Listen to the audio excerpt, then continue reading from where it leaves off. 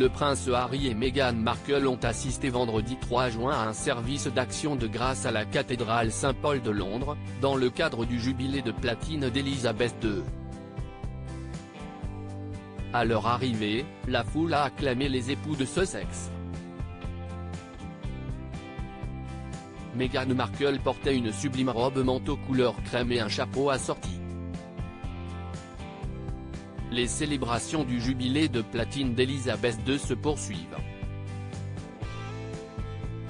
Au lendemain du défilé Trooping the Colour, au cours duquel la reine d'Angleterre est apparue au balcon du palais de Buckingham, un service d'action de grâce était célébré ce vendredi à la cathédrale Saint-Paul de Londres. Plusieurs membres de la famille royale y étaient conviés, notamment le prince Harry et Meghan Markle, qui ont fait leur apparition vers 12h05 sur le parvis de la cathédrale. Main dans la main, le duc et la duchesse de Sussex ont été généreusement acclamés par la foule, qui semble avoir mis derrière elle les quelques scandales de l'année passée. Pour cette première apparition publique officielle depuis le début du jubilé, Meghan Markle portait une sublime robe manteau couleur crème et un chapeau assorti. Le prince Harry, lui, était vêtu d'un simple costume civil décoré de ses médailles de service. À noter que le couple est apparu sans ses enfants, Archie et Lilibet, pourtant présents à Londres depuis plusieurs jours.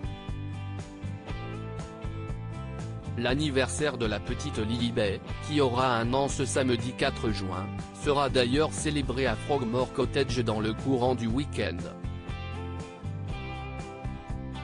Élisabeth II annule sa venue pour raison de santé peu après les époux de Sussex, le prince William et sa femme, Kate Middleton, sont également entrés dans la cathédrale Saint-Paul pour assister à la messe.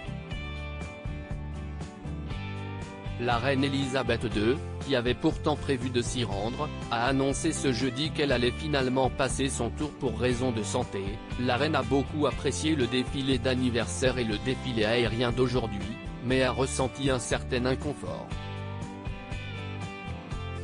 En prenant en considération le trajet et l'activité requise pour le service d'action de grâce à la cathédrale Saint-Paul, Sa Majesté a conclu à contre-cœur qu'elle ne participerait pas, a annoncé un communiqué du palais de Buckingham.